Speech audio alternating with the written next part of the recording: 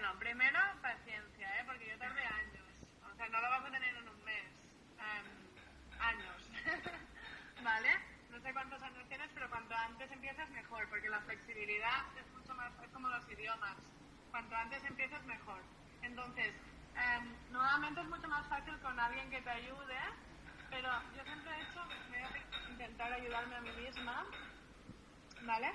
Pero yo con las lavadoras que no tienen peine lo que hago es las aprieto un montón aquí, ¿vale? Que duele un montón, ¿vale?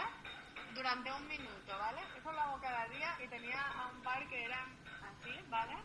Y ahora están bien, o sea que hemos tardado 1 año y medio en hacerla, o sea que funciona, créanme. Entonces es un minuto apretando máximo, ¿vale? Si tocas ya, estira bien la pierna y si todavía tocas, ponte algo debajo,